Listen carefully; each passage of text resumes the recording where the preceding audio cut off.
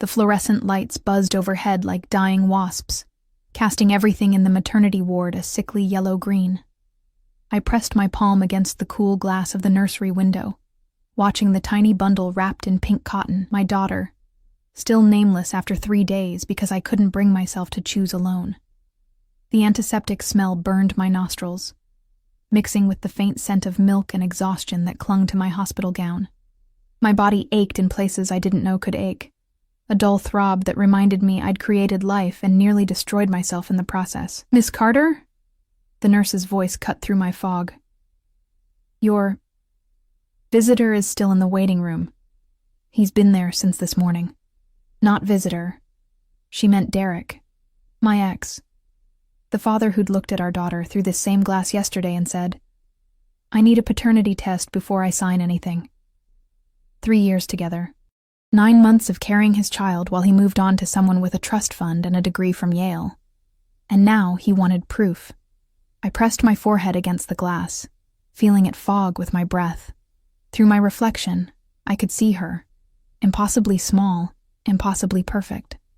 Dark wisps of hair, fingers curled into fists like she was ready to fight the world. She deserved better than this, better than a mother who'd dropped out of college to wait tables, better than a father who treated her birth certificate like a business contract. "Tell him I'm sleeping," I whispered.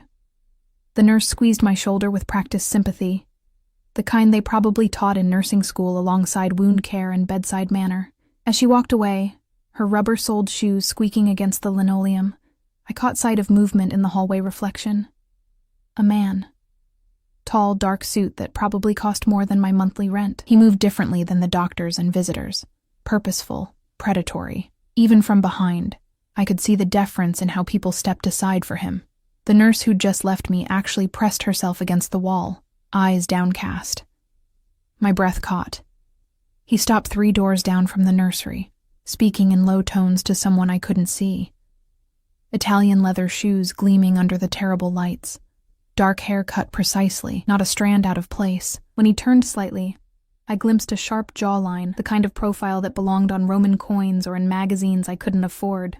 Then his security guard appeared, because of course he had security. A mountain of a man in a black suit with an earpiece, carrying what looked like a hospital bassinet covered with an expensive blanket. Something about the scene made my stomach twist.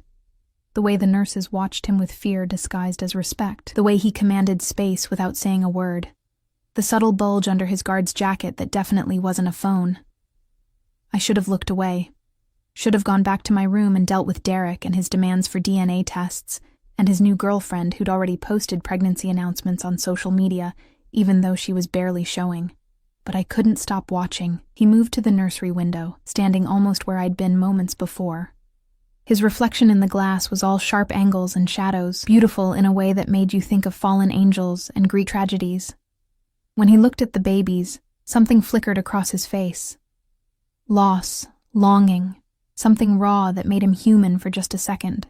Then his eyes shifted, found mine in the reflection. I should have looked away, but I was exhausted, emotionally drained. And those eyes, dark, intense, burning with something I couldn't name, held me frozen like a rabbit in headlights. The corner of his mouth lifted, barely. Not quite a smile. An acknowledgement. Then Derek's voice shattered the moment. "Emma, we need to talk about this. My lawyer says—" I spun around, my hospital gown swishing against my legs. Derek stood there with his new girlfriend hovering behind him like a designer accessory. All highlighted hair and yoga pants that probably cost more than my car payment. She had her hand on her stomach in that proprietary way pregnant women do, even though she couldn't be more than 12 weeks along. "Your lawyer?" My voice cracked. "She's 3 days old, Derek. 3 days and you've already got lawyers involved? Be reasonable." He had the audacity to look annoyed, like I was the inconvenience. "You know how these things work. I just need to verify." "Verify?" The word tasted like poison. "I was faithful to you for 3 years. You're the one who—" "Don't make a scene."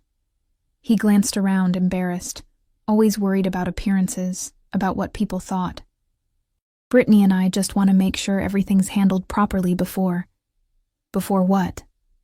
Before you play happy family with her while denying your own daughter?" The man in the suit was closer now. I hadn't seen him move, but he was there, maybe 10 feet away, watching our interaction with eyes that missed nothing. His guard stood slightly behind him, hand resting near that suspicious bulge under his jacket. "Look." Derek lowered his voice, trying for reasonable. "I'll sign the certificate after the test. It's just a formality." "A formality?" My laugh was brittle, sharp enough to cut. "She needs a name, Derek. She needs her birth certificate for insurance, for pediatrician appointments, for—" "Then pick a name and register her with just your name," Brittany interjected, her voice dripping with fake sweetness. Problem solved. Something inside me cracked. Maybe it was the exhaustion. Maybe it was the hormones. Maybe it was 3 days of staring at my daughter through glass and knowing I couldn't give her everything she deserved. "Get out," I whispered. "Emma, be rational. Get out." Louder now. Loud enough that nurses looked over. Loud enough that the man in the expensive suit tilted his head, interest sharpening in those dangerous eyes. Derek held up his hands like I was being hysterical. "Fine. Call me when you're ready to be reasonable. Come on, Britt." They left, her heels clicking against the floor like tiny hammers. I stood there, shaking, feeling tears burn behind my eyes, but refusing to let them fall. Not here. Not where everyone could see how completely I was falling apart. "Bastardo!" a voice said beside me, deep, accented, wrapping around the Italian curse like velvet over steel. I jerked, not having heard him approach. Up close, he was devastating. Not handsome in the conventional sense, but compelling in a way that made it hard to look away. Late 20s, maybe 30. Dark eyes that had seen too much. Full lips that looked like they'd forgotten how to smile. A small scar through his left eyebrow that somehow made him more attractive. "Excuse me?" My voice came out smaller than I intended. "Your ex." He nodded toward the hallway where Derek had disappeared. "He's a bastard. The coward kind who hides behind lawyers and new women instead of facing what he's done." His English was perfect, just touched with an accent that made every word sound deliberate, important. He smelled like expensive cologne and something darker, gunpowder maybe, or the leather interior of luxury cars. I'm sorry. Do I know you?" "No." He studied me with unsettling intensity, like he was reading a book written in my bones. "But I know men like him. Weak. Selfish. The kind who create life and walk away when it becomes inconvenient." Something about the way he said it made me think he wasn't just talking about Derek. I should get back to my room. I wrapped my arms around myself, suddenly aware of how thin my hospital gown was, how vulnerable I looked with my unwashed hair and milk-stained clothes. "Your daughter." He glanced toward the nursery. "She's beautiful. She has your eyes." That stopped me. "You can't possibly tell that from—" "I can. Absolute certainty. And she deserves better than a father who demands proof, and a mother who's breaking herself trying to hold everything together alone." The tears I'd been holding back threatened to spill. "You don't know anything about me. I know you've been wearing the same hospital bracelet for 3 days. I know you've barely left this hallway except to feed her. I know you're terrified of what comes next, because you can't see a way forward." He moved closer, close enough that I could feel the heat radiating off him despite the frigid air conditioning. "And I know that when your ex walked away just now, you didn't cry until you thought no one was watching. You're stronger than you think, Emma Carter." Hearing my name in his mouth sent a shiver down my spine. "How do you—" "The nurse said it. I pay attention." His lips curved slightly. "It's how I stay alive. That should have been a warning. Should have sent me running back to my room to lock the door and call security. But I was so tired of being afraid, of being alone, of pretending I had any idea what I was doing." "I'm Dante," he said. "Dante Salvatore." He didn't offer his hand. Men like him didn't shake hands with women like me. They owned, they took, they commanded. Even in introduction, there was possession in the way he said his name, like he was branding it into my memory. I started backing toward my room. "Wait." Not a request. An order wrapped in silk. Your daughter needs a birth certificate. Your ex won't sign. What if I could solve that problem? I stopped. What do you mean? I mean... He glanced at his guard, some silent communication passing between them. I have resources, connections. I could ensure your daughter gets everything she needs without requiring anything from him. I don't understand. Why would you? Because I can. Simple. Absolute. Terrifying. Because men like him shouldn't have power over women like you, and because... He paused, something dangerous flickering in his eyes. Because I want to. Every instinct screamed at me to run. This man was dangerous. Everything about him, from the expensive suit to the armed guard to the way he spoke about solving problems, screamed danger. But I looked at the nursery, at my daughter sleeping peacefully, unaware that her father had just walked away, and her mother had no idea how to protect her from the world. What would you want in return? I asked, hating how my voice shook. Dante smiled then, slow and predatory. We'll discuss terms, but first... He pulled out a phone, one of several I could see in his jacket, and made a call. Rapid Italian, too fast for me to follow. When he hung up, that terrifying certainty was back.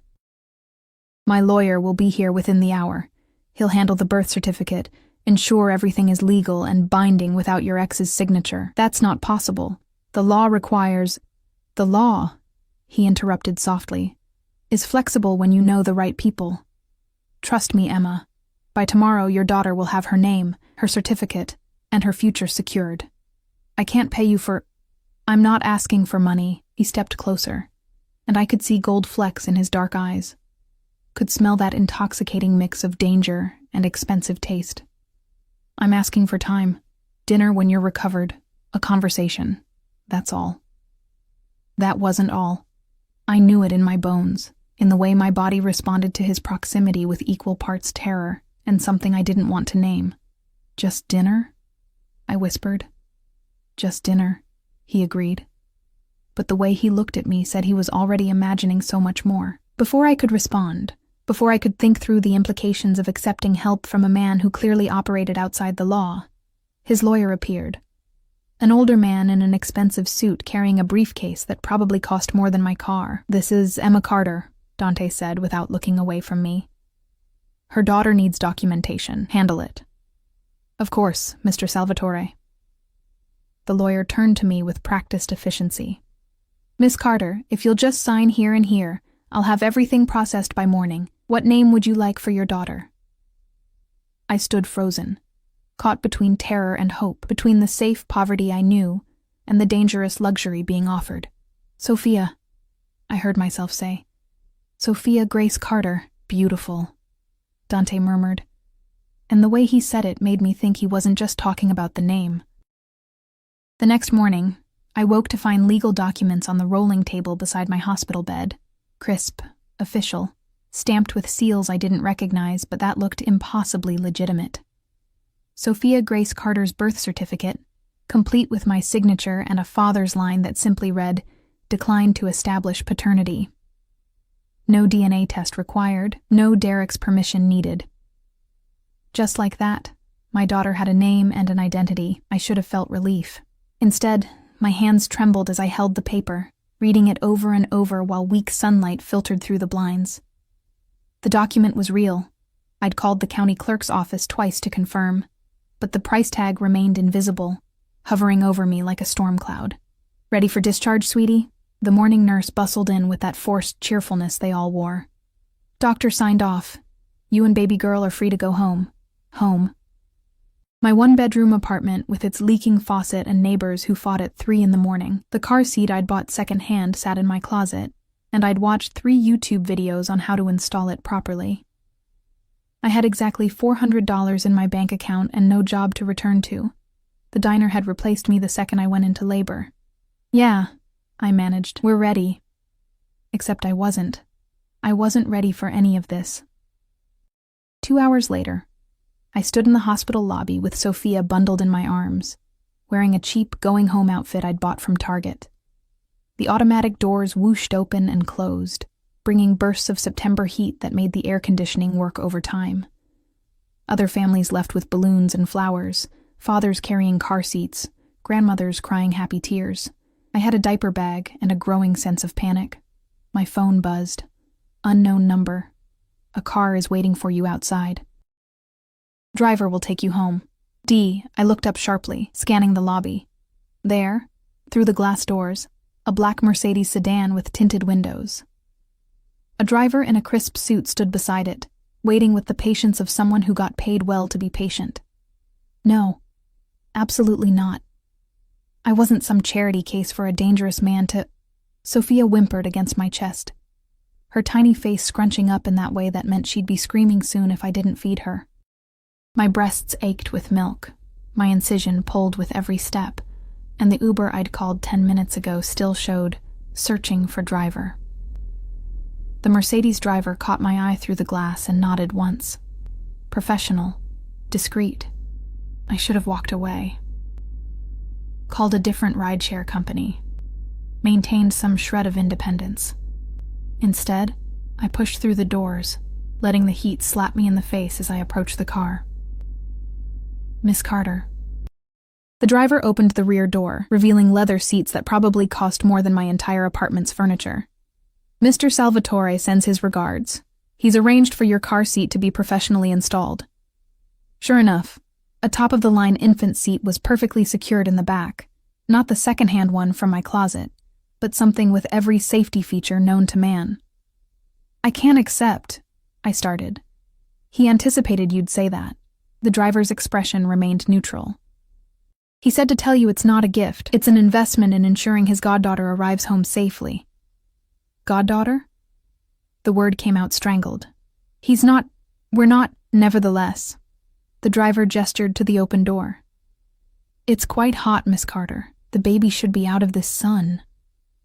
He was right. Sophia was already fussing, her face turning red. I looked at the Uber app, still searching.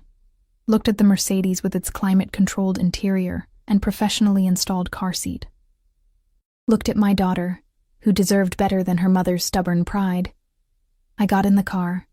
The door closed with the solid thunk of German engineering. Inside, it was cool and quiet, smelling of leather and something subtle. The same cologne Dante had worn yesterday. A bottle of water sat in the cup holder beside a small gift bag. What's this? I asked as the driver pulled smoothly away from the hospital. Mr. Salvatore thought you might need refreshments. He caught my eye in the rearview mirror. The bag contains some essentials for the baby. Diapers, wipes, formula in case you need it. Nothing extravagant. I peeked inside. Nothing extravagant apparently meant organic diapers, premium wipes, and European formula that cost $50 a can. There was also an envelope. My hands shook as I opened it. Inside, a card with elegant script. For Sophia's first month. No strings, no expectations. Just breathing room. D behind the card, a check for $5,000. I stopped breathing. $5,000. That was rent for months. Groceries, baby supplies, doctor visits, the breathing room between desperation and survival. I can't accept this, I whispered to the empty car. The driver said nothing, navigating traffic with expert precision. We were heading toward my neighborhood, the part of town where people like Dante Salvatore definitely didn't visit. Where chain-link fences protected nothing worth stealing, and sirens were the neighborhood lullaby. My phone buzzed again. You can accept it. You will accept it. Sophia deserves more than watching her mother drown. Consider it a loan if pride demands it. Pay me back when you're on your feet, or don't. Either way, cash it. D. How did you get my number? The response came immediately. I know everything about you, Emma. Your address, your employment history, your ex's new girlfriend's trust fund. The fact that you've eaten nothing but hospital cafeteria food for 3 days because you've been too afraid to leave the maternity ward. I know you're scared. I know you're alone. And I know you're too stubborn to ask for help even when you're drowning. My breath caught. That should have terrified me, should have sent me scrambling for the door locks, screaming for the driver to stop. Instead, something warm and dangerous unfurled in my chest. Someone saw me. Really saw me. Not the brave face I showed the nurses or the composed mask I wore around Derek. Someone looked past all that and saw the terrified girl underneath. This is insane. You don't even know me. I know enough. And I want to know more. Have dinner with me. Tomorrow night. I'll send a car at 7. I have a newborn. I can't just bring her. I have a house, not a restaurant reservation. My housekeeper raised 6 children. Sophia will be safe while we talk. Why are you doing this? The response took longer this time. When it came, it felt like truth wrapped in barbed wire. Because 10 years ago, someone should have helped my sister when she needed it. No one did. She died alone and afraid, and I've spent every day since then making sure I'm the kind of man who doesn't let that happen to someone else. The car pulled up to my apartment building. The driver got out, retrieving a stroller from the trunk, another expensive piece I definitely hadn't owned yesterday. "What time tomorrow evening, Miss Carter?" he asked, helping me transfer Sophia to the stroller without waking her. I should have said no.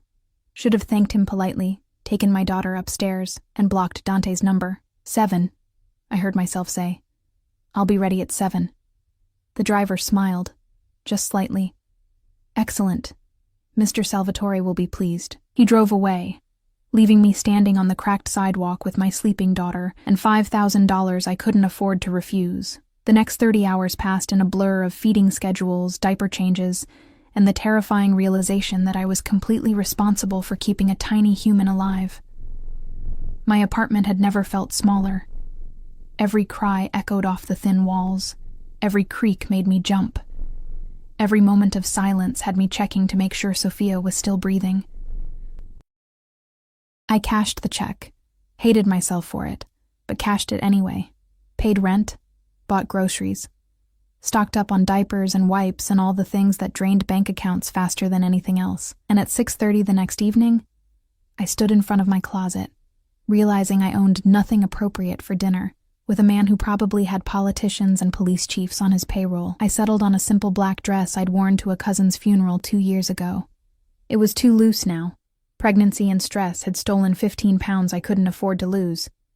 But it was clean and modest and the best I had. I fed Sophia, changed her into the nicest onesie from the hospital gift bag, and tried to ignore the voice in my head screaming that I was making a terrible mistake. The Mercedes arrived at exactly 7. Different driver this time. Younger, with calculating eyes that swept the street before opening my door. "Miss Carter, I'm Marco. I'll be escorting you this evening." The drive took 40 minutes, heading away from the city into neighborhoods where houses became estates and gates became necessary. We turned onto a private road, passing through security that made airport screening look casual. The driver spoke into his radio in Italian, and massive iron gates swung open. The house beyond was not a house. It was a compound. Modern architecture blending with old-world security, cameras everywhere, guards stationed at intervals, spotlights that could probably be seen from space. "Holy shit," I whispered. Marco's lips twitched. Mr. Salvatore values his privacy. We pulled up to the main entrance, where Dante stood waiting, backlit by warm interior light. He'd traded the suit for dark slacks and a black button-down with the sleeves rolled to his elbows, revealing forearms roped with muscle and a tattoo I couldn't quite make out. Casual wealth, dangerous elegance. He opened my door himself before Marco could move. "Emma." My name sounded different in his mouth. Significant. "Welcome." I tried to get out gracefully while holding Sophia's car seat, failed miserably. His hand caught my elbow, steadying me, and the touch sent electricity straight to my bones. "Easy," he murmured. "Let me." He took the car seat like he'd done it 1,000 times, cradling it with surprising gentleness. "She's grown already. Is that possible? It's been 2 days. 2 days and 17 hours. He glanced at me, something dark and possessive flickering in his eyes. But who's counting? He led me inside, through a foyer that belonged in magazines. Marble floors, artwork that was probably worth more than most people's houses, a chandelier that cast prismatic light across everything, but it wasn't cold. There were fresh flowers, warm wood accents, the smell of something delicious cooking. "Maria," he called. A woman in her 60s appeared, her face lighting up when she saw Sophia. Oh, Dio mio, look at this precious angel, Maria. This is Emma and her daughter, Sophia. Emma. Maria essentially raised me after my mother passed. If anyone can handle a newborn, it's her. Maria was already reaching for the car seat with practiced expertise. You go. Have dinner. I will take the best care of this little one. She needs changing, see? And maybe a bottle. I'm breastfeeding, but I pumped some just in case. Perfect, perfect. We have everything we need. You relax, talk to Dante, eat something. You look like you haven't had a proper meal in weeks. Before I could protest, she'd swept away with Sophia, cooing in Italian, leaving me alone with Dante in his fortress of a home. She's right, he said softly. You do look like you haven't eaten. Come. He guided me through the house with a hand at the small of my back, possessive, protective, burning through the thin fabric of my dress. We emerged onto a terrace overlooking grounds that seemed to stretch forever. A table was set for two, candles flickering despite the early evening light. Wine chilling in a bucket, food that smelled like heaven. Sit, he said, not asked. Said. I sat. He poured wine for himself, water for me. You're nursing, I remembered. You remember everything, don't you? Everything that matters. He settled across from me, all predatory grace. Eat, Emma. Then we'll talk about why I really brought you here. My stomach dropped. The birth certificate. The money.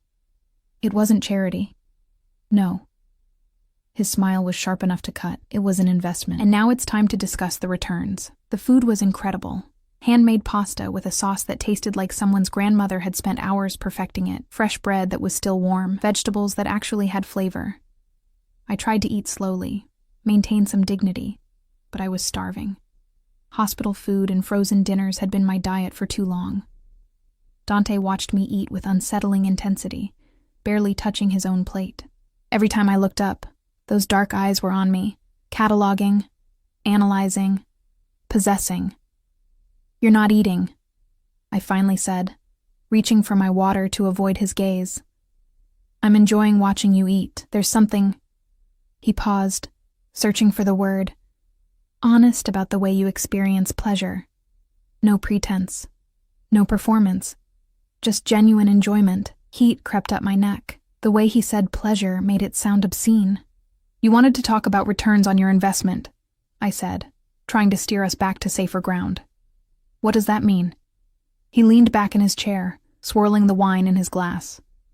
Behind him, the sun was setting, painting the sky in shades of blood orange and bruised purple. It made him look like something out of a Renaissance painting. Beautiful and terrible. Your ex, he began. Derek Morrison. He works for Morrison and Associates, his father's investment firm, junior partner. Makes decent money, but nothing extraordinary. Yet he lives in a penthouse downtown, drives a Porsche, and his new girlfriend wears jewelry that costs more than his annual salary. I blinked. How do you know all that? Because I make it my business to know things. And what I know about Derek Morrison is that he's been stealing from his father's clients for the past 18 months. Small amounts from each account, cleverly hidden. Almost $3 million total. My fork clattered against the plate. That's impossible. Derek is... He's not smart enough for that kind of fraud. Exactly. Dante's smile was blade thin. Which is why I know someone else is pulling the strings. Someone who needed a weak, greedy man with access to other people's money. Someone who's been using him and will eventually feed him to the authorities when the heat gets too close. What does this have to do with me, with Sophia? He set down his wine glass with deliberate care. 3 months ago, Derek stole money from the wrong account, an account that belongs to an associate of mine. A very particular associate who doesn't forgive theft, regardless of the amount. My mouth went dry. You're saying Derek stole from the Mafia. I'm saying Derek stole from a businessman with connections to various organizations, including mine. And that businessman wants his money back, plus interest, plus blood. Blood. The word stuck in my throat, metaphorically speaking. Dante's expression didn't change. Mostly. The point is, Derek has made himself a target. And when men like my associate deal with targets, they don't worry much about collateral damage. Girlfriends. Ex-girlfriends. Children. Ice flooded my veins. Sophia. You're saying my daughter is in danger because of what Derek did? I'm saying she could be, unless someone with more influence made it clear that you and Sophia are under protection. That touching either of you would be a declaration of war against the Salvatore family. I pushed back from the table, standing on shaky legs. This is insane. You're using my daughter as leverage to what? Get back at Derek? Prove some kind of point? He stood too, moving around the table with that predatory grace. I'm offering you protection, real, tangible protection that will keep you and Sophia safe from consequences you didn't create, but will suffer anyway if someone doesn't intervene. And what do you get out of this? I backed away, but there was nowhere to go. The terrace railing pressed against my spine. Men like you don't do anything without getting something in return. You're right. He stopped inches away, close enough that I could feel the heat radiating off him. Smell that intoxicating cologne mixed with something darker. I don't. And what I want, Emma, is you. My breath caught. Excuse me? Not like that. Not yet.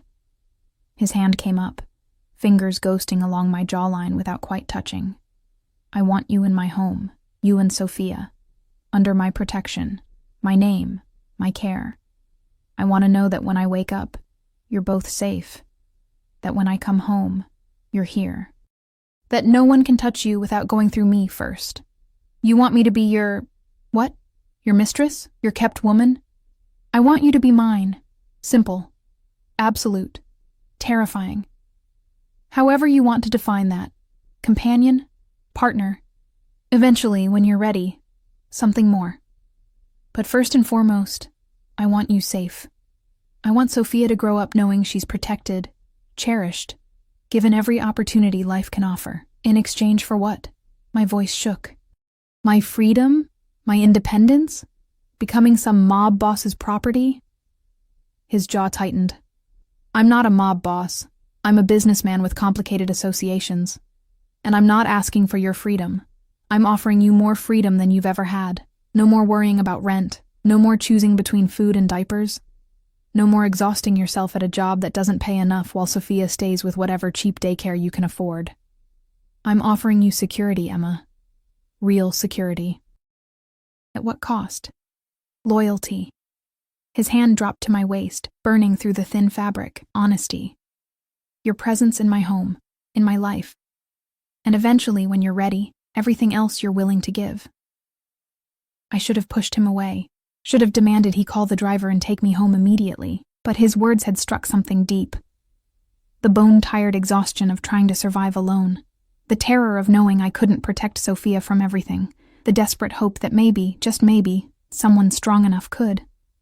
I don't even know you, I whispered. You know enough. You know I keep my promises. You know I have resources to protect you. You know that when I say you'll be safe, I mean it with every connection, every favor, every weapon at my disposal. His other hand came to my face, cupping my cheek with surprising gentleness. And you know that I've been thinking about you every moment since I saw you in that hallway, looking at your daughter like she was worth fighting the world for. Why? The question came out broken. Why me? You could have anyone. Women who are beautiful, sophisticated, who belong in your world. I don't want women from my world. His thumb traced my lower lip, and I stopped breathing. They're like expensive sculptures. Beautiful, perfect, cold. You're real. You feel things deeply. You fight for what matters. And when you look at your daughter, I see the kind of love I thought died with my sister. That's worth more than all the sophisticated women in the world. Tears burned behind my eyes. This is crazy. People don't just move in together with someone they barely know. People in my world do things differently, faster. Because we understand how quickly everything can be taken away. His forehead pressed against mine, and the intimacy of it stole my breath. I'm not asking you to love me, Emma. Not yet. I'm asking you to let me protect you while we figure out what this is between us. Because there is something. You feel it too. I see it in the way you respond when I'm close, the way your breath catches, the way you're not running even though every instinct tells you to. He was right. God help me. He was right. My body betrayed me, leaning into his warmth, craving the security he represented. Or maybe it wasn't betrayal. Maybe it was survival instinct recognizing a predator strong enough to keep the other predators away. If I say yes, I began carefully, what exactly does that mean? What are the rules? You and Sophia live here. You have your own suite. Bedroom, bathroom, sitting room. Complete privacy when you want it. Maria will help with Sophia so you can sleep, recover, have time to yourself. You'll have access to everything. Cars, drivers, anything you need. In return, you have dinner with me when I'm home. You let me get to know you. You give this a chance. And if I want to leave, something dark flickered in his eyes. Then you leave. I won't hold you prisoner, Emma. But you'd be walking away from protection, from security, from the chance to give Sophia everything you never had. That's manipulation. That's reality. His hands fell away, and the loss of contact made me want to pull him back. Derek stole from dangerous men. That debt exists whether you're here or not. The only question is whether you face the consequences alone, or with the full weight of the Salvatore name protecting you. I turned away, gripping the railing, staring out at grounds that seemed to stretch into forever. How do I know you're telling the truth? About Derek, about the danger. You don't. But ask yourself, why would I lie? Why would I go through all this trouble for a woman I just met unless the threat was real and my interest was genuine? Because men like you collect things. Beautiful things. Broken things. Things you can fix and own. You're not broken. His voice came from right behind me, his chest nearly touching my back. You're bent. There's a difference. Broken things shatter when you apply pressure. Bent things flex, adapt, become stronger. You're not something to fix, Emma. You're something to protect, while you find your own strength. A sound from inside made us both turn. Maria appeared in the doorway, Sophia cradled in her arms, fast asleep. She took the bottle beautifully, Maria said softly, changed, happy, sleeping like an angel. I put her in the bassinet in the blue suite. I thought perhaps Miss Emma might want to see the rooms. Dante looked at me, question in his eyes. This was it, the moment of decision. Go home to my cramped apartment, and whatever danger lurked in Derek's mistakes, or step into this strange, terrifying new world with a man who promised protection, but might demand my soul in return. I looked at Sophia, peaceful and safe in Maria's capable arms. Looked at the house behind them, warm and secure. Looked at Dante, dangerous and compelling and offering me something I'd never had. Someone strong enough to stand between my daughter and the world's cruelty. Show me the rooms, I heard myself say. Dante's expression didn't change, but something blazed to life in his eyes. Triumph, possession, satisfaction. This way. The blue suite was on the second floor, overlooking the gardens. Not a bedroom, a series of rooms. A master bedroom with a bed that could sleep 4, done in soft blues and creams. A sitting area with comfortable furniture and a fireplace. A bathroom that was bigger than my entire apartment, with a soaking tub and a shower that had more jets than I could count. And connected to it all, a nursery that looked like something from a magazine. Perfect in every detail, from the hand-painted murals to the rocking chair, positioned to catch the morning light. The nursery was finished this afternoon, Dante said from the doorway. I had decorators working since yesterday. If you don't like something, it can be changed. I couldn't speak. Couldn't process the reality of a man who'd had an entire nursery designed and built in less than 48 hours. Maria laid Sophia in the bassinet.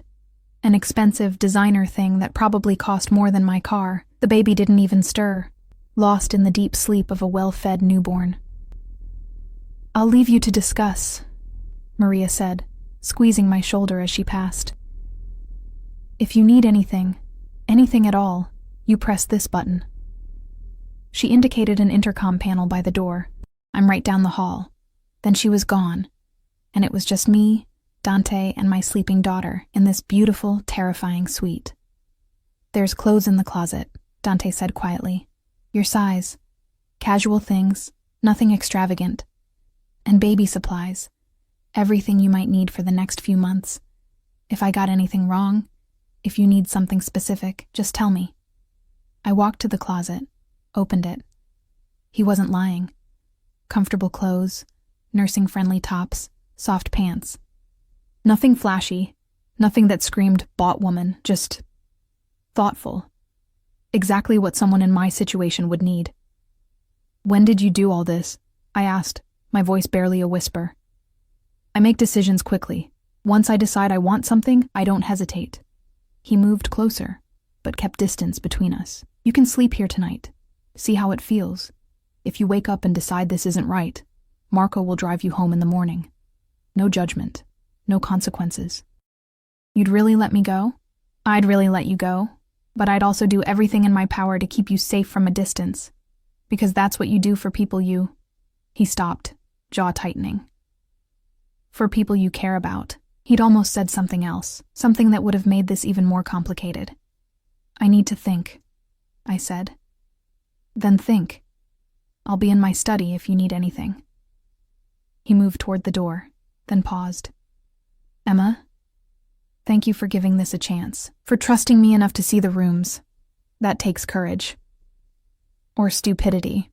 Sometimes they're the same thing." A ghost of a smile. "Sleep well. Both of you." Then he was gone, and I was alone in a suite that cost more than most houses, with a daughter who deserved everything, and a decision that would change both our lives forever. I walked to the window, looking out at the grounds, the security, the walls that kept the world at bay. Derek was out there somewhere, stealing from dangerous men. Threats lurked in shadows I couldn't see. But here, in this fortress, with a dangerous man's protection wrapped around us like armor, Sophia was safe. And maybe, just maybe, so was I. I didn't sleep. How could I? Every time I closed my eyes, I saw Dante's face, the intensity in his gaze, the possessiveness in his touch, the promise of protection that felt more like a velvet cage closing around me. Sophia woke twice to feed, and each time I sat in that expensive rocking chair, staring at the nursery he'd built in less than 2 days, wondering what kind of man had that much power and what he'd eventually expect in return. By dawn, I'd made my decision. Or rather, my exhaustion and fear had made it for me. I found Dante in his study at 6 in the morning, looking like he hadn't slept either. He stood by the window with a phone pressed to his ear, speaking rapid Italian that sounded like threats wrapped in silk. When he saw me in the doorway, he ended the call immediately. "Emma." He crossed to me in 3 strides. "Is everything all right? Is Sophia..." "She's fine. Sleeping." I wrapped my arms around myself, suddenly aware I was wearing one of the soft cotton pajama sets from the closet. "I need to go back to my apartment, get our things. If we're doing this, I need to handle some practical matters." Something fierce and satisfied flashed across his face. "We're doing this? For now. Trial basis. If at any point I feel uncomfortable or unsafe or like I've made a mistake, I'm gone. No arguments." "No arguments," he agreed too easily. "I'll have Marco drive you, and security will accompany you." "No." I held up a hand. "I need to do this alone. It's a studio apartment in a bad neighborhood. If I show up with bodyguards and a Mercedes, my landlord will triple my rent or kick me out. I need to pack, pay what I owe, and leave quietly." His jaw tightened. "You're not going alone to a dangerous neighborhood. I've lived there for 2 years. I think I can handle..." "You've lived there for 2 years, without being the target of people looking to collect Derek's debt." His voice went cold. "You're not going anywhere without protection. That's non-negotiable." We stared at each other, wills clashing. I saw the immovable force meeting the unstoppable object, his need to control versus my need for independence. "Fine," I finally said. "But plain clothes. No obvious security. Someone who can blend in." "Done." He pulled out his phone, fired off a text. "Luca will accompany you. He'll look like a friend helping you move. Former military. Speaks perfect English. Knows how to be invisible when necessary. Thank you. Don't thank me for keeping you safe. That's not something you should have to be grateful for. It's the bare minimum of what you deserve." He moved closer, and my traitorous body responded to his proximity. "When you get back, we need to discuss Derek properly, what he knows about you, where you might intersect with his life, how to ensure his problems don't become yours. He doesn't know I'm here." Not yet. But he will. Men like Derek don't handle rejection well. He'll come looking eventually, if only to assuage his ego. When he does, I need you to tell me immediately. Promise me, Emma. The intensity in his voice made me shiver. I promise. Good. His hand came up, tucking a strand of hair behind my ear. The gesture was tender, possessive, completely at odds with the dangerous man I knew he was. Be careful. Come back safe. It's just packing some clothes, not a military operation. Everything is a military operation when you're protecting something precious. His thumb grazed my cheekbone. And you are precious, Emma Carter. You and Sophia both. The sooner you accept that, the easier this will be. Luca turned out to be everything Dante promised. Mid-30s, average build, wearing jeans and a hoodie that made him look like any other guy from my neighborhood. Except for the eyes. He had a soldier's eyes, constantly scanning, cataloging threats, planning escape routes. We took an unmarked sedan instead of the Mercedes. Luca drove with casual competence, asking questions about my building, my neighbors, potential complications. By the time we pulled up to my apartment, he probably knew the layout better than I did. I'll help you carry boxes, he said as we climbed the stairs, but I stay visible. Anyone asks, I'm your cousin helping you move. Do you do this often? Babysit women for Dante? His lips quirked. I've worked for Mr. Salvatore for 8 years. This is the first time he's ever asked me to protect someone like this. Usually it's business associates, visiting dignitaries. People in his world. So I'm an anomaly. You're something he cares about. That makes you more important than diplomats and businessmen combined. He paused outside my door. He's different since he met you. Distracted. Almost human. I didn't know what to do with that information, so I unlocked the door and stepped into my apartment. It looked smaller than I remembered. Shabby in the harsh morning light. Water stains on the ceiling. Carpet that had been beige once upon a time. The sad little collection of second-hand furniture I'd accumulated over the years. This had been my life, my independence, my proof that I could survive on my own. Now it just looked like a cage I'd been pretending was freedom. I'll start in the bedroom, I said, voice thick. Packing went faster than expected. I didn't have much worth taking. Clothes, photos, a few books. The furniture could stay. The dishes were mismatched charity shop finds.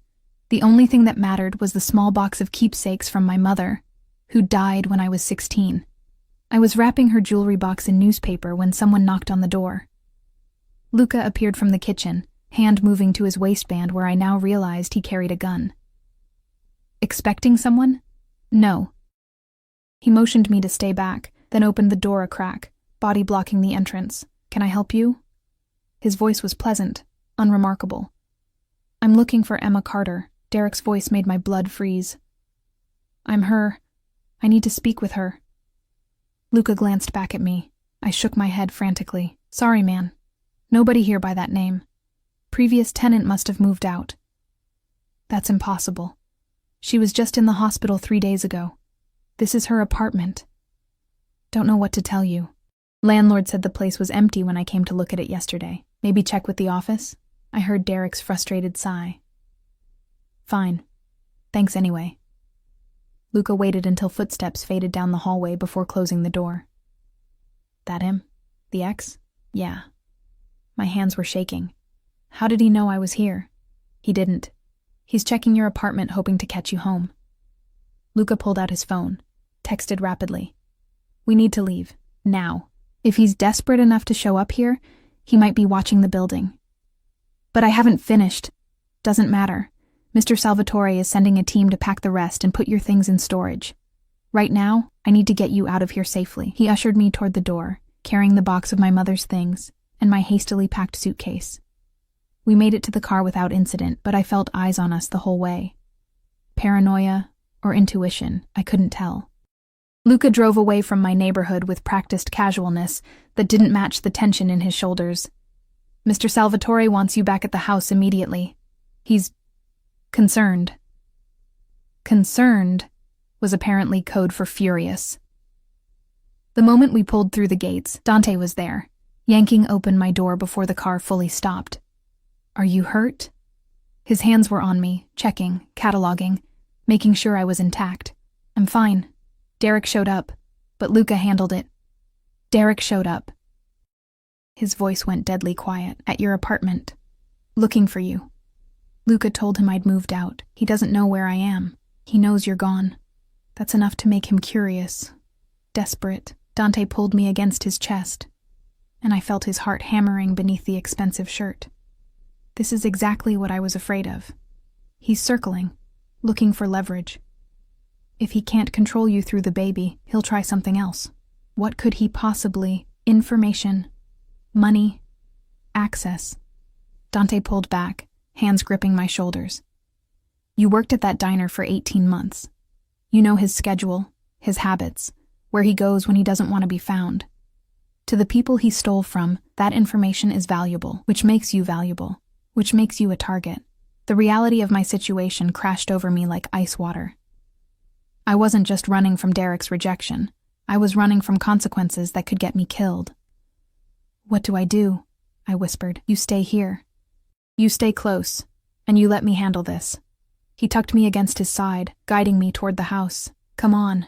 Sophia's probably awake and hungry. Maria's been pacing with her for the past 20 minutes. Sure enough, I could hear Sophia's cries before we even entered. Maria appeared with my red-faced daughter, relief flooding her features when she saw me. There you are. She knows her mama was gone. Smart little girl. I took Sophia, feeling her settle immediately against my chest. Her cries faded to whimpers, then stopped altogether as she rooted for milk. The normalcy of it, the simple biology of feeding my child, helped center me. Dante watched us with an expression I couldn't decipher. Hunger, longing, possession, all mixed together. I'll have your things brought up, he said quietly. And I'm increasing security. No one gets near this property without my knowing about it. That includes Derek, his girlfriend, anyone associated with his family's firm. You can't just build a wall around us forever. Watch me. He moved closer, cupping my face with both hands. I told you. You're mine to protect now. That means I do whatever it takes to keep you safe. If that means walls, guards, and making sure Derek Morrison understands that touching you would be the last mistake he ever makes, then that's exactly what I'll do. That sounds like a threat. That's because it is. His thumb traced my lower lip. I don't make idle threats, Emma. And I don't lose what's mine. I'm not yours. Not yet. His smile was predatory. But you will be. It's just a matter of time before you stop fighting what you already feel. The safety, the security, the way your body responds when I'm near. You can lie to yourself, but you can't lie to me. I see you. Remember? All of you. He was right. And that terrified me more than Derek or stolen money or mob connections. Because every hour I spent in this house, every moment of protection and care and attention, I felt myself slipping further into Dante Salvatore's carefully constructed world, and the worst part was, I wasn't sure I wanted to escape anymore. I need to feed Sophia, I said, deflecting, then feed her. I have business to attend to anyway. He pressed a kiss to my forehead, tender, possessive, claiming, we'll have dinner tonight, just us. I want to know everything about you, Emma Carter. Every dream you've deferred, every hope you've buried, every wish you've been too afraid to voice. Because I'm going to make them all come true, whether you think you deserve it or not. He left me standing there, my daughter at my breast, my heart hammering with equal parts terror and anticipation. That night, after Sophia was fed and sleeping in her perfect nursery, after I'd showered in the bathroom that was bigger than my old apartment, I stood by the window in a silk robe that had appeared in the closet. Below, I could see Dante on the terrace, phone to his ear, conducting business in the moonlight. Even from this distance, I could feel his power, his control, the dangerous magnetism that made people bend to his will, and I realized with crystalline clarity that I was already bending, already falling, already his in ways I didn't want to admit. The question was whether I'd break or emerge stronger on the other side. A knock at the door made me turn. Dante stood there, changed into dark slacks and a black shirt, looking like sin personified. Ready for dinner? He asked. No, I wasn't ready for any of this. Yes, I heard myself say. Because ready or not, I was already falling. And Dante Salvatore was the kind of man who always caught what belonged to him. Dinner was on the terrace again, but this time felt different, more intimate. The table was smaller, closer, forcing proximity. Candles flickered between us, casting shadows that made Dante's face look like something carved from marble. Beautiful, cold, eternal. "Tell me about your mother," he said, pouring wine for himself, sparkling water for me. I blinked at the unexpected question. "Why?" "Because I saw how carefully you packed her things. Because there's grief in your eyes when you think no one's watching. Because I want to know what shaped you into the woman sitting across from me." I took a sip of water, buying time. "She died when I was 16. Cancer, fast and brutal. One day she was complaining about headaches. 6 months later she was gone." "And your father?" "Never knew him.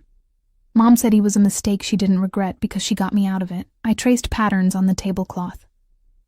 "After she died, I went into foster care, aged out at 18, started working, saved money for college, met Derek during my sophomore year, thought I'd finally figured out how to build something stable, and then he destroyed it. I agreed. Convinced me to drop out, move in with him, that he'd take care of everything. I was so tired of struggling alone that I believed him. 3 years later, I'm pregnant, and he's trading me in for a newer model with better financial prospects." Dante's knuckles went white around his wine glass. "If you'd let me, I could make him disappear. Permanently." "That's not funny." "I'm not joking." His eyes met mine, dead serious. "One word from you, Emma. One word, and Derek Morrison becomes a problem that solves itself. No one would ever find him. No one would even look that hard." My breath caught. "You're serious?" "Completely. I've killed for less than what he's done to you. But I'm trying to be civilized, trying to be the kind of man you could eventually care for." He set down the glass with careful control. "So instead of making him disappear, I'll settle for making him irrelevant. For ensuring he never touches you or Sophia again. For building you a life so complete that you forget he ever existed." "That's still terrifying." "Good. You should be a little terrified of me. It'll keep you honest." He leaned forward, candlelight dancing in those dark eyes. "But you should also know that the things I do, the violence I'm capable of, none of it will ever be directed at you. You and Sophia are sacred, untouchable. The only soft things in my entire world." "Why?" The question burst out of me. "Why us? Why me? You could have anyone." "I don't want anyone." His hand shot across the table, catching mine. "I want you. From the moment I saw you at that hospital, exhausted and heartbroken and still standing tall, still fighting, I wanted you.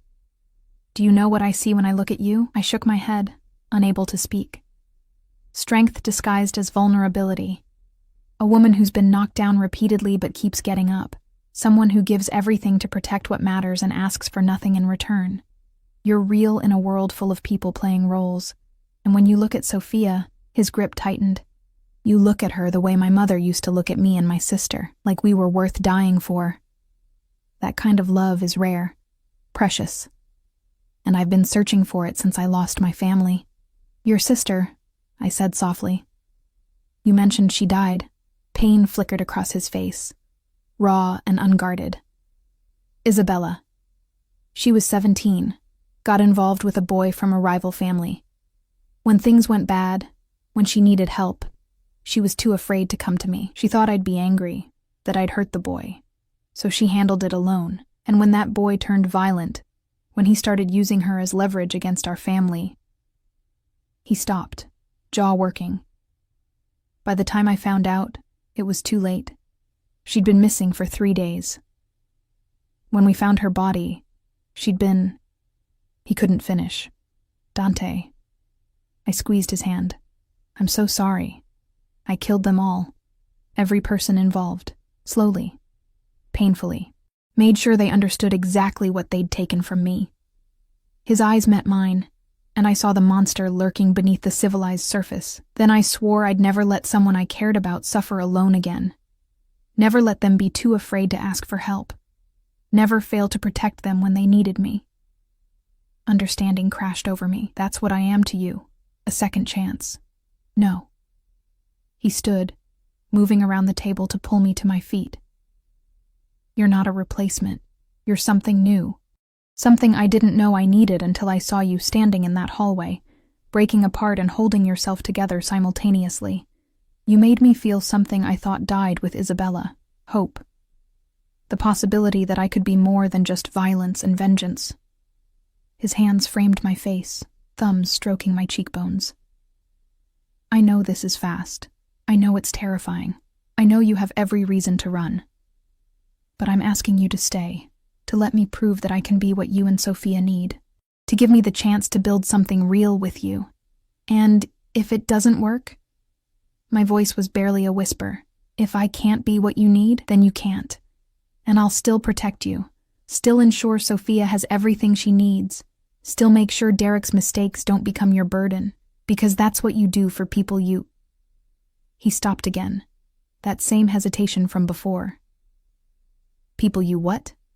People you're falling in love with. The words were quiet, devastating, true. I'm falling in love with you, Emma Carter, with your strength and your vulnerability and the way you love your daughter, with your stubbornness and your pride and your refusal to accept help even when you're drowning. I'm falling, and I'm not going to stop. The only question is whether you'll fall with me or run away. I should have run. Should have grabbed Sophia and demanded Marco drive us anywhere else. Should have recognized this for what it was. Obsession. Possession. A dangerous man claiming things that didn't belong to him. Instead, I rose on my toes and kissed him. It was desperate. Reckless. Inevitable. His arms banded around me immediately, crushing me against his chest as he took control of the kiss. Nothing gentle about it. This was claiming, conquering. A predator finally catching prey it had been stalking. His tongue invaded my mouth. His teeth caught my lower lip. His hands gripped my hips hard enough to bruise. And I kissed him back with equal ferocity, channeling 3 days of terror and loneliness and desperate hope into the connection between us. When we finally broke apart, both breathing hard, he pressed his forehead to mine. Stay. Please, Emma. Stay and let me love you the way you deserve. I'm terrified, I admitted. Good. So am I. His laugh was ragged. You think I planned this?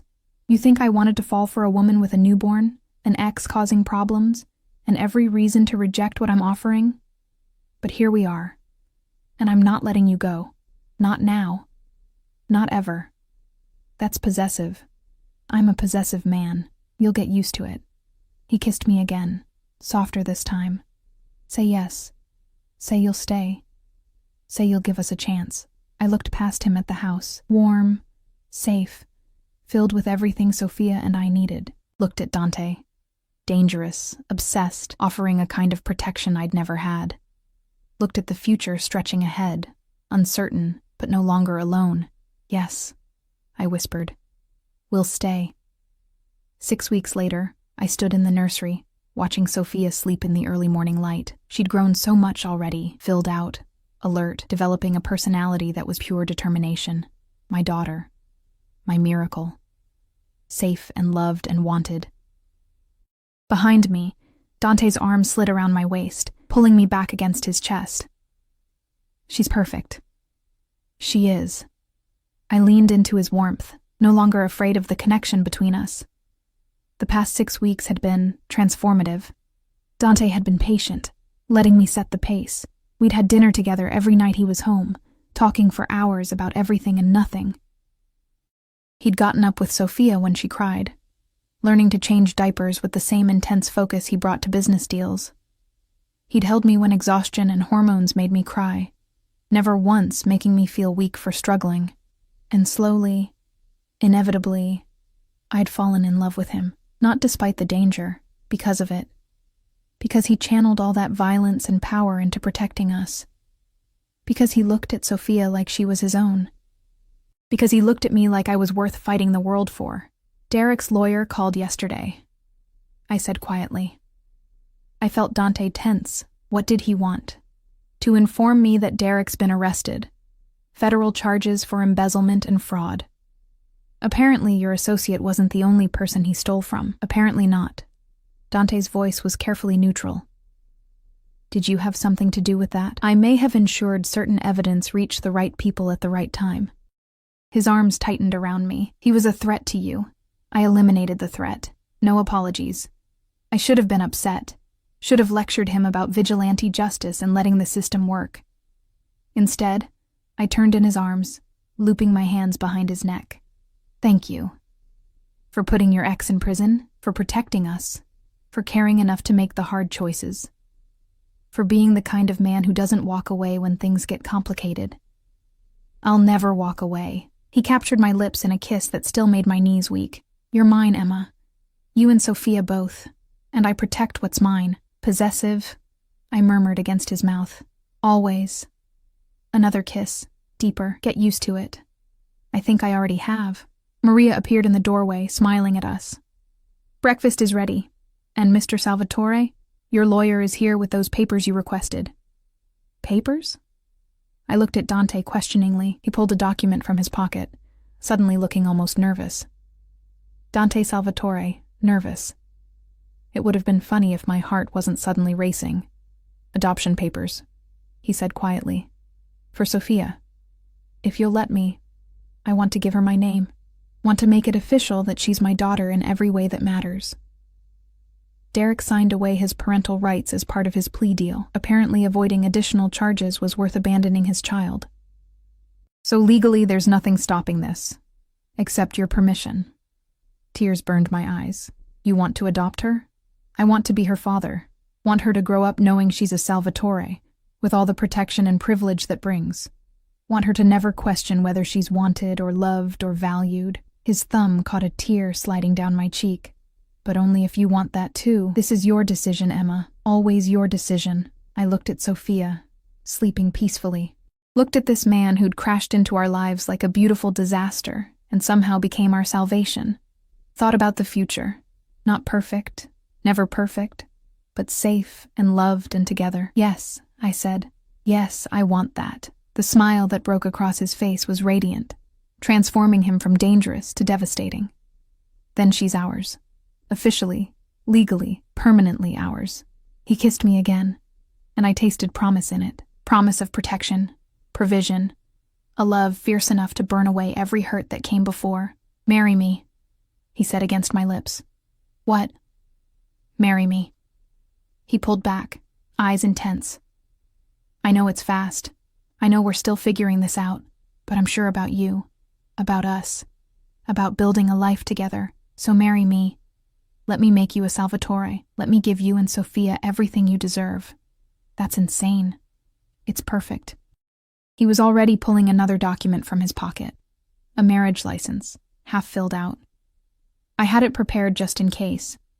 All it needs is your signature. Say yes, Emma. Make us a family.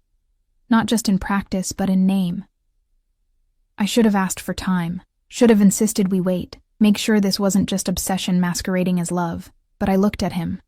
This dangerous, devoted man who'd given us everything, and knew waiting wouldn't change anything. I was already his. Had been since that first night on the terrace when he'd promised to protect us. Yes, I said, let's make it official. His kiss was triumphant, possessive, claiming me completely. When he pulled back, his eyes blazed with satisfaction. Mine, he breathed. Finally, completely mine. Yours, I agreed, as long as you're ours. Always. He scooped me up, making me laugh. Now let's go sign those papers before you change your mind. I'm not risking you coming to your senses. Too late for that. I lost my senses the moment I agreed to dinner with a gorgeous stranger. Best decision you ever made. As he carried me down the stairs, Maria following with a peacefully sleeping Sophia, I realized he was right. Walking into Dante Salvatore's world had been terrifying, reckless, completely insane. It had also been the making of me. Because sometimes salvation comes wrapped in danger. Sometimes protection looks like possession. And sometimes the scariest thing you can do is trust someone strong enough to catch you when you fall. I'd fallen. He'd caught me. And now we were building something beautiful from the ashes of everything that came before. Not a fairy tale. Not perfect. But real, fierce, ours. And that was worth every risk.